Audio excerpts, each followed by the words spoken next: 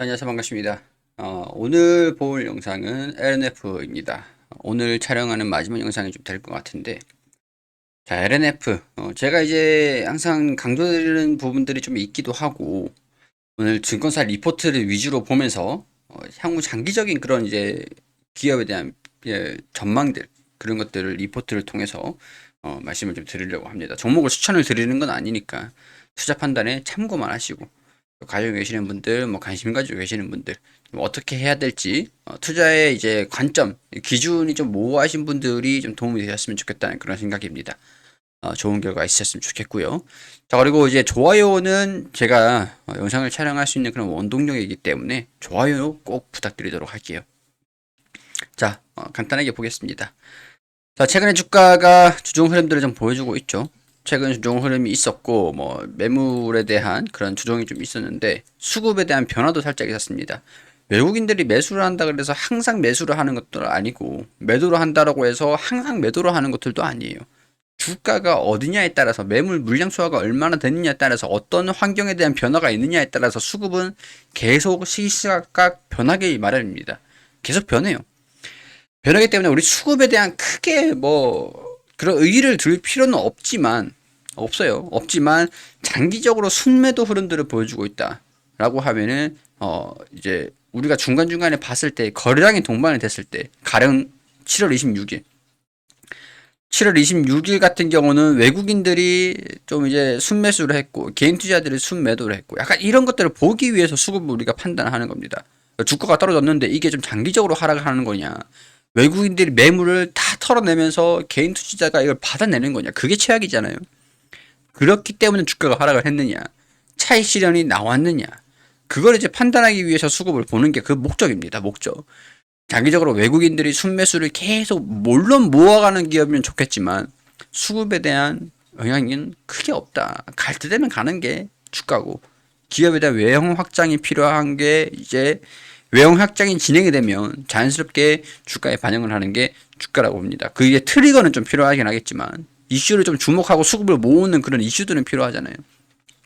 그런 것들이 중요하지만, 자, 일단 수급은 그런 부분이라고 보면 돼요. 뭐 향후에 주가가 저평가가 되거나 뭐 이런 매물 물량 소화, 이런 우려감들, 변동성, 그런 것들이 축소가 되면은 언제든지 수급은 전환이 될 수 있다라는 거. 자, 그런 것들 좀 보시면 될 것 같고, 일단 실적을 좀 보면은 올해 그리고 내년, 내후년 전망치가 굉장히 좋습니다. 성장을 하는 게 영업이익이 2천억 원, 3천억 원, 5천억 원, 8천억 원, 뭐 2천원, 3천억 콘트 점프를 계속 한다는 거죠. 아직까지 공장 증설하는 것들이 실적에 반영을 시키고 있는 시기는 아니고, 불확실성이 분명히 없어진 건 아니에요. 2분기에도 불확실성이 아직 좀 남아 있습니다. 2분기 실적이 컨센서스 대비해서는 조금 미달할 가능성들이 있을 것 같아. 눈높이를 좀 낮춰야 된다. 이런 의견들이 나오고 주가가 좀 하락을 했던 것들도 물론 있었겠지만, 당시에 우리가 에코프로가 너무 올라갔었던 상태에서 약간 이거 시장에서 좀 소식이 뭐 이루어진지 다 이제 다 아시는 내용인지는 모르겠는데, 제가 이제 별도로 좀 파악을 했을 때는 이런 결론을 조금, 최근에 주가 폭락 뭐 이런 2차전지가 시장을 좀 흔들었잖아요. 어떤 이슈가 있었냐면 일단 공매도 이슈죠. 공매도가 떨어질 거다라고 베팅을 하는 거예요. 주가 하락. 자, 우리 공매도가 0인 상태에서 주가 하락에 매수를 하는 겁니다. 매도를 먼저 하는 거죠. 매도를 먼저 하는 거. 주식이 없는 상태잖아요. 자, 주가 하락이 있을 거다라고 베팅을 하는 겁니다. 근데 주가가 오히려 에코프로는 올라버렸어요. 개인 투자들이 막 영차 해가지고 주가를 좀 올려놨는데, 얘네들이 공매도가 가지고 있는 주식이 없는 상태에서 주가 하락에 매도를 먼저 했으니까 향후에 이제 매수를 해야 되잖아요. 상환을 해야 돼요. 상환. 우리가 신용 대차, 뭐 신용 대출, 신용 투자도 이렇게 했을 때도 뭐 레버리지를 해가지고 한 주 살 돈으로 뭐 네 주를 산다던가, 이렇게 해서 또 나머지 이걸 또 신용 대출 해가지고 나머지는 또 돈으로 또 상환을 해야 되잖아요. 매도를 해가지고 상환을 시켜야 되잖아요. 약간 그거랑 좀 다른 것들이라고 조금 다르다라고 할 수 있을 것 같은데, 자, 일단 매수를 해서 뭐 어떤 것들이든지 사고 팔고 아니면 팔고 사고 이런 것들이 좀 동반이 돼야 되기 때문에 매수를 하기 위해서 주가가 좀 많이 올랐는데 여기서 이제 나는 공매도 떨어질 거야라고 예측을 하고 공매도를 했는데 올라갔으니까 여기서 이제 상환을 해야 되잖아요. 이만큼 손실이 난 거죠. 상환을 하기 위해서는 또 매수를 해야 됩니다. 시장에 있는 높은 주가로 주식을 사는 거예요. 사가지고 갚는 거예요. 공매도가 전혀 지금 역할을 하지 못하고 반대로 매수를 해서 높은 주가임에도 매수를 하다 보니까 주가가 올라버려요.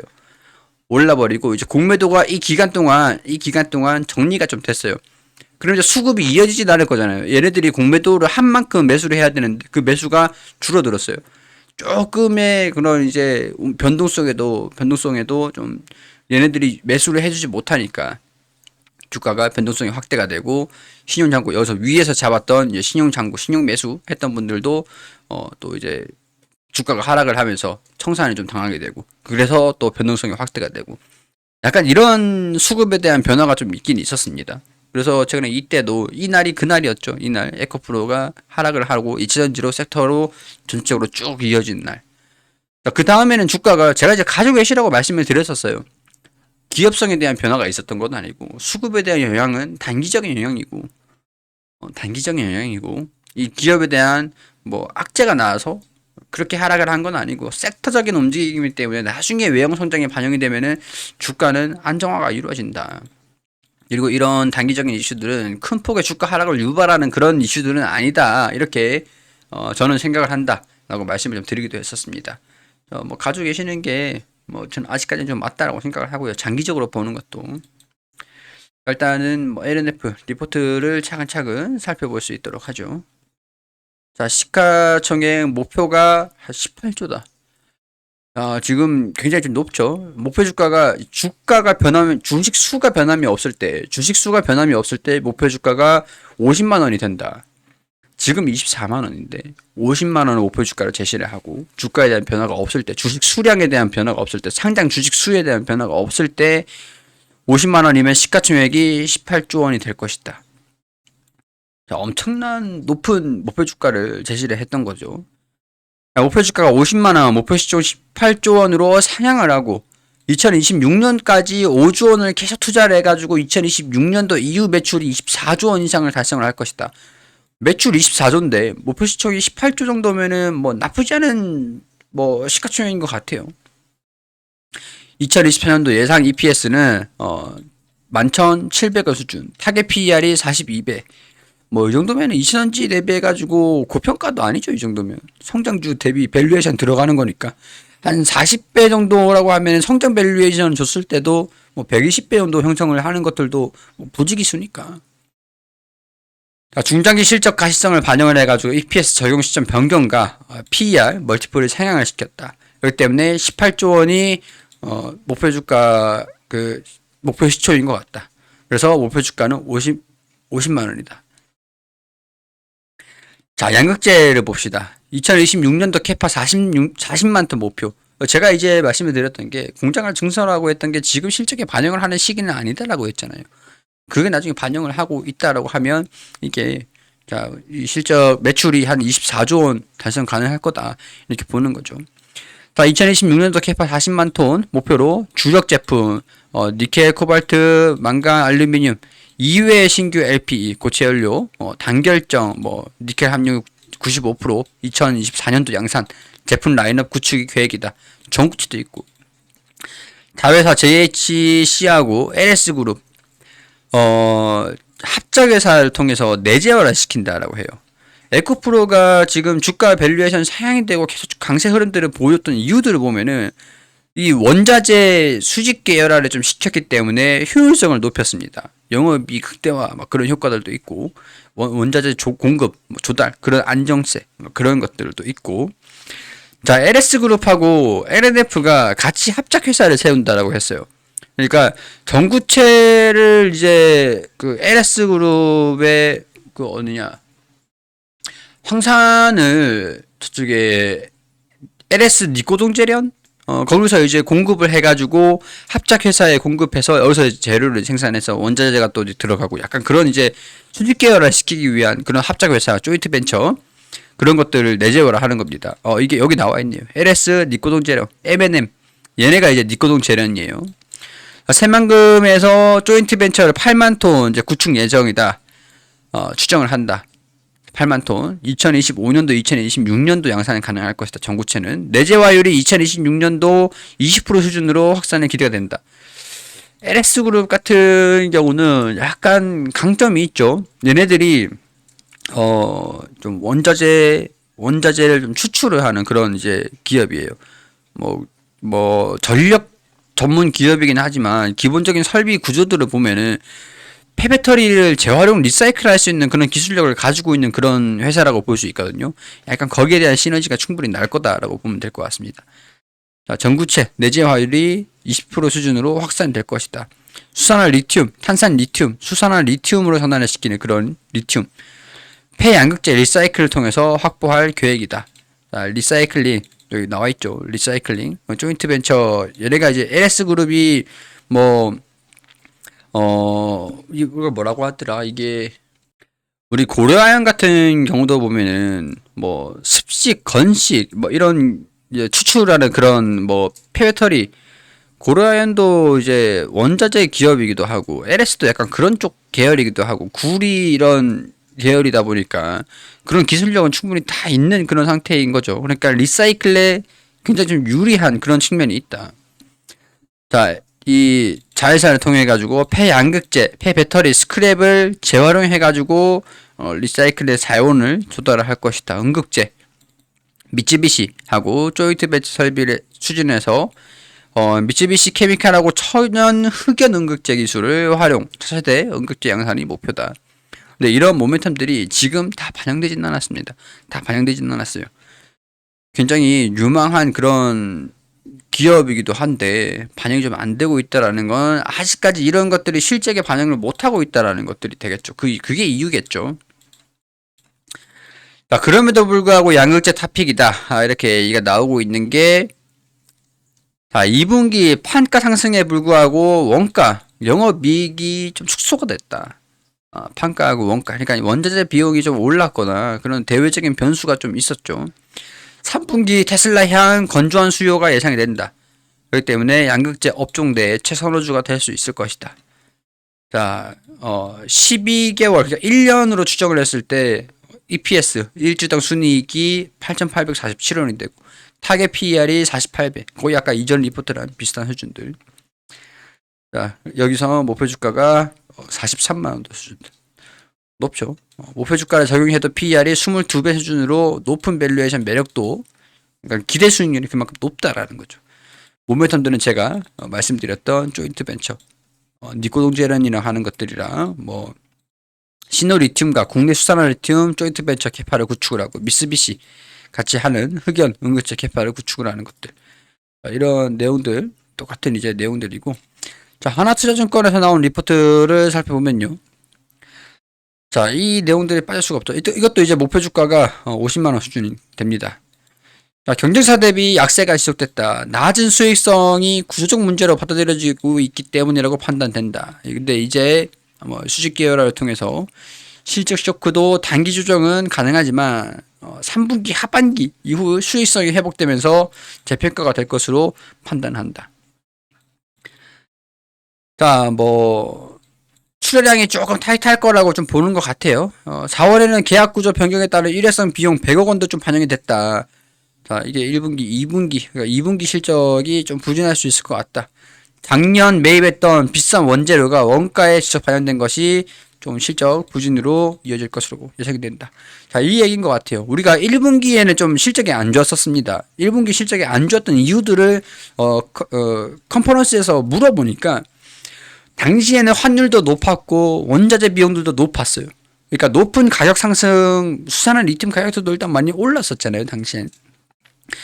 가격도 원재료 가격이 많이 올라서 아무래도 높은 가격을 주면서 원재료를 매입해야 되는데 달러로 매입을 하려도 하다 보니까 강달러가 이게 너무 몇 배의 그런 부담으로 받아들여지더라. 계산해 보니까 적자가 좀 났더라. 판매가에 전가시킬 수도 없고 경쟁이 좀 치열하다 보니까 판매가에 전가를 시키고, 이런 장기 공급 계약 같은 경우는 가격 조정을 하기가 쉽진 않아요. 그렇기 때문에 제품을 생산을 해도 적자를 보면서 생산을 했다, 적자를 보면서 판매를 했다, 근데 그게 2분기에는 영향이 조금 더 있을 수 있을 것 같다. 근데 높은 이제 그러니까 그 뒤에 안정화되면서 영업이익이 좀 났었을 거라고 생각을 하고 있기 때문에 적자까지는 안 보겠지만 적자가 조금 이제 완전히 흑자가 확대가 되기에는 좀 시기적으로 좀 이르다라고 보고 있는 것들이라고 할 수가 있겠죠. 작년에 매입했던 비싼 원재료가 원가에 직접 반영했던 것이 주요했을 것이다. 3분기까지도 큰 폭의 수익성 회복은 좀 제한적일 거다. 영향은 조금 더 이어질 거다. 3분기까지는. 3분기 그래도 뭐 영향은 좀 있겠지만 3분기, 2분기까지가 좀 마무리 좀 될 수 있지 않을까 그렇게 좀 보는 것들도 좀 있기 때문에 3분기에는 수익성이 좀 좋을 거라고 예상을 하고 있습니다. 높은 단일 고객사 비중, 소극적인 업스트림 투자. 좀 이게 좀 패착이었던 것 같아요. 공격적으로 좀 투자를 했었어야 되는데 좀 소극적이었어. 경쟁사 대비 저조한 수익성이 있다.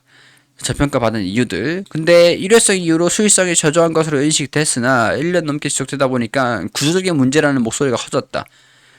니네 뭐 일회성으로 실적이 좀 안 나오는 것들이 아닐까? 약간 이렇게 보고 있었던 것들이었는데, 야, 이 정도면 니네 영업이익률도 그렇고 수직 계열화도 하고 원자재 수직 계열화 뭐 이런 것들도 필요하고 구조적인 문제야 이거.